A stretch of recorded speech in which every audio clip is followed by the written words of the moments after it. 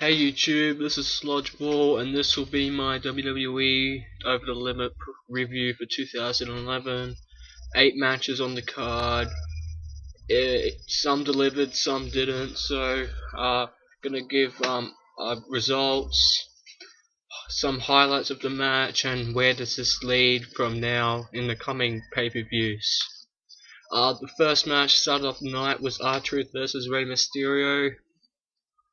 Wasn't spectacular, but it was a very pleasing match. I did enjoy the match. I thought these two superstars would not meld in the ring together, but they actually did. They did perform to my standards that I like. You had many good spots in this match, but the ending came. Rey Mysterio sets R-Truth up for the 619. Truth goes for it. Truth rolls out of the way, and then that way you have Rey Mysterio get caught up in the apron. Then Truth clothesline, gets back in the ring and performs his finisher, that thing that he does. Grabs him. Instead of doing the rock bottom, he just brings him down. So R-Truth wins the match. Now they've really positioned R-Truth as a genuine contender now. Where does this lead? R-Truth might be getting some title shots, if not at the next pay-per-view, the one after, or maybe he'll come and win the Money in the Bank and cash it in, and will become a WWE champion.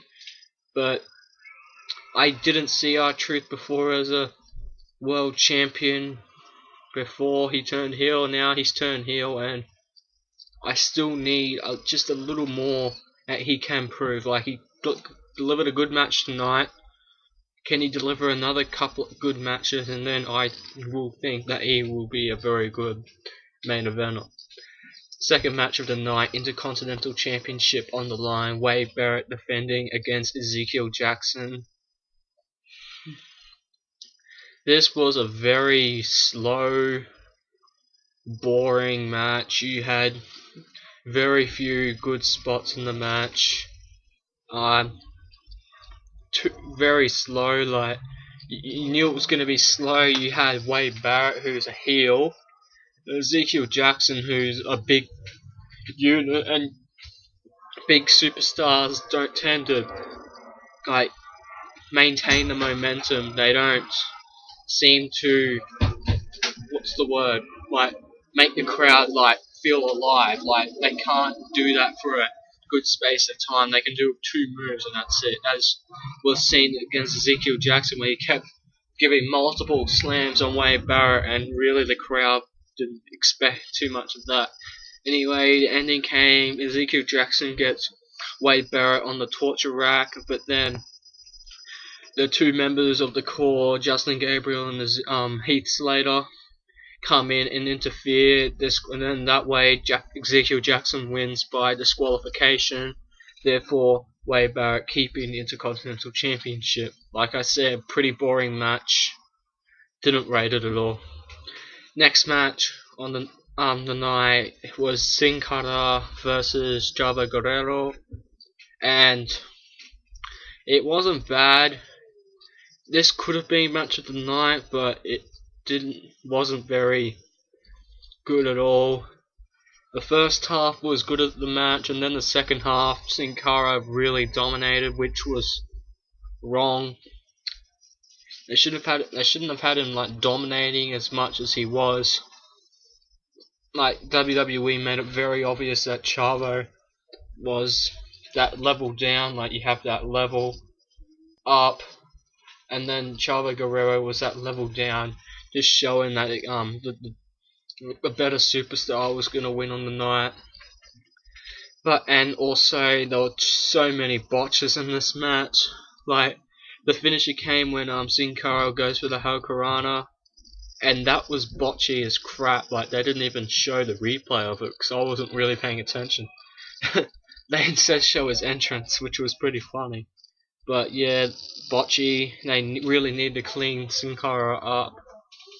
I don't want to see him in any championship matches until he can clean up his botches, because those botches can get him into serious trouble, with him maybe getting released from the WWE if he was facing a very talented superstar. Like even Rey Mysterio, if he gets seriously injured, like Rey Mysterio is one of those good superstars, they might say, "You fuck off, you can't injure any more of our superstars." So he needs to clean those stuff up before he can advance more in the WWE. Next match of the night, WWE Tag Team Championships on the line. Big Show and Kane defending against Mason Ryan and CM Punk of the New Nexus. This was a pretty good match. It was expected to as it was expected, which means that nothing crazy happened and nothing boring happened. It was just as what you thought. Big Show and Kane were quite dominant throughout the match, but Punk did get a bit of momentum. Went for the elbow drop. What's his name? Macho Man goes for the elbow drop. Rest in peace, Macho Man. You were a great wrestler. It goes for the elbow drop to signify the death of Macho Man, which was a shame. Kane gets out of the way, and then Big Show gets tagged in. Punk tags in Mason Ryan, and then Punk gets knocked out of the ring, and then Big Show and Kane delivered a double chokeslam to Mason Ryan. 1, 2, 3. Big Show and Kane defended the tag team titles.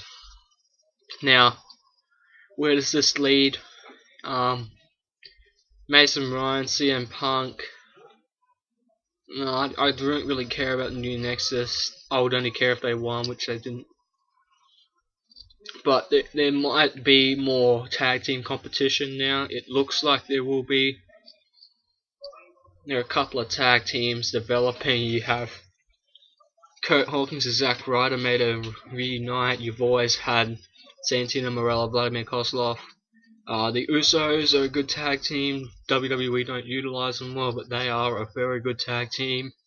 And even the Great Khali and Jinder Mahal might be a tag team, and that will be something to look forward to, because they might get the tag team championships off Big Show and Kane, which will be quite interesting to see. Anyway, the next match, Divas Championship on the line. Brie Bella defending against Kelly Kelly. Don't expect much from the Divas, especially these two Divas. One, can't run the ropes properly. And the actual champion, I do not rate her as a very good diva. I was very surprised that she got this random push. She beat Eve Torres, who beat Natalia. Now, it just doesn't rate up. And then on SmackDown, you had Brie Bella defeat Natalia. WWE are not utilizing the top divas well, and they're just bringing the bullshit up. And that's why the Divas division is very bad. And more so, Karma did not show up in this match. Now, that's what I was expecting. I didn't expect it, so therefore I hated the match, honestly. Yeah, the match came to an end when the Bellas, they used Twin Magic. I hate that fucking name. It's not Twin Magic. Please, what can they change it to Bella cheating? Oh no, and then Nikki Bella comes in the ring and sorts Kelly Kelly out. 1, 2, 3, Brie Bella defends, unfortunately. I'd like it if none of them won and they just vacated the Divas Championship and none of them got the championship, but there had to be a winner, unfortunately. Anyway, next match of the night, World Heavyweight Championship on the line, Randy Orton versus Christian. In my opinion, this was the match of the night. To this point, they've only really been the first match that I've enjoyed. Well, this match got my hopes up a bit more for the following World Championship match. Anyway, it was a very good match.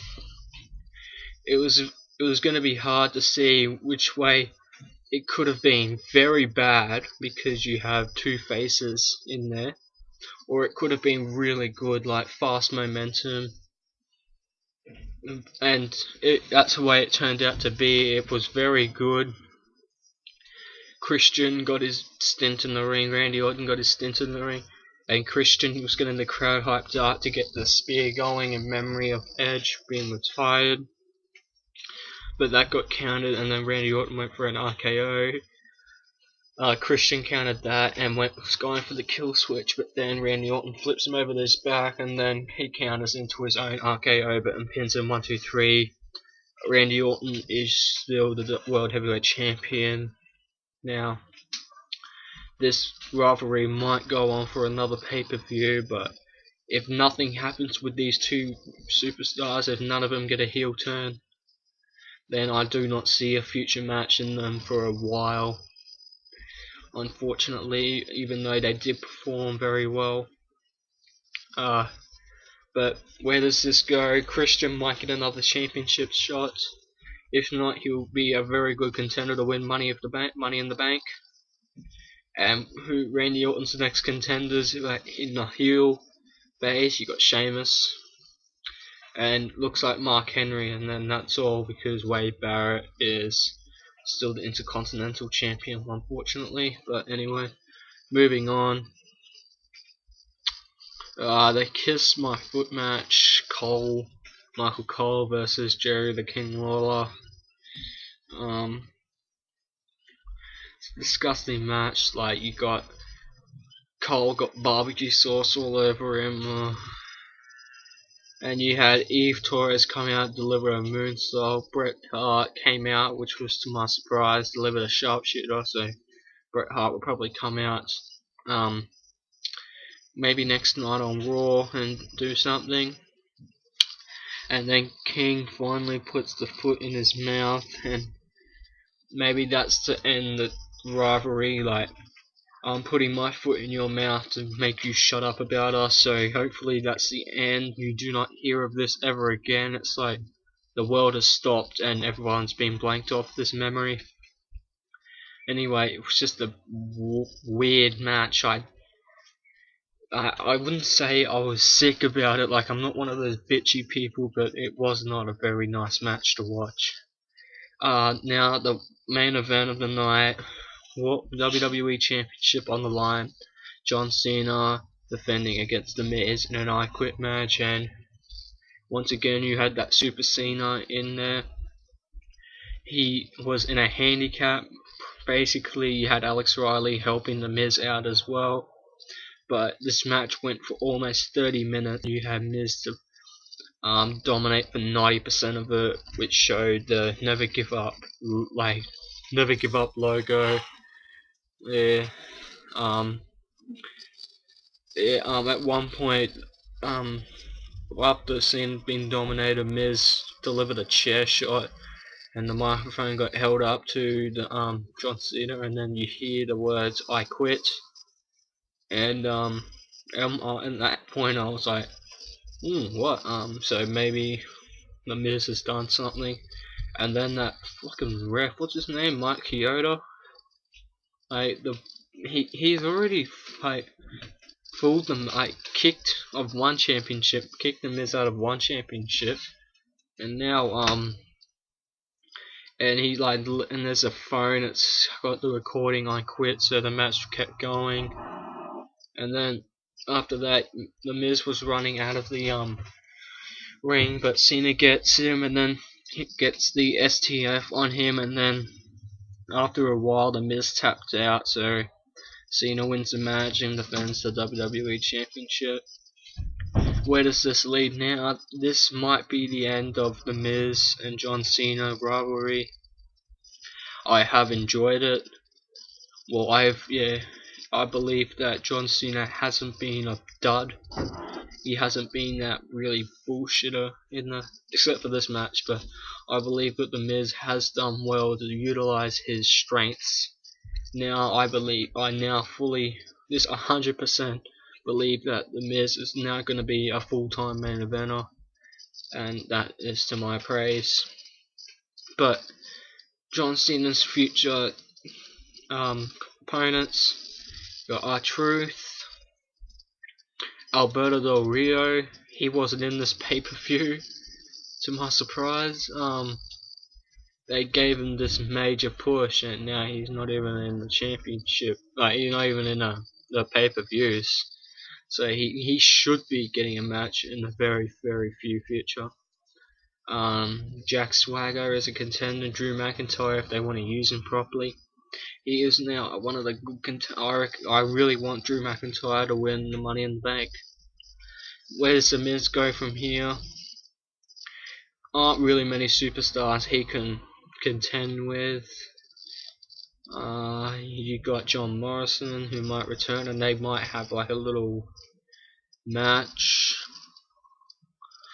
Yeah, not really. He might move over to SmackDown with Alex Riley and like say the Raw wasn't good for him. He wants to be on here, and maybe they might get Randy Orton and Miz matches.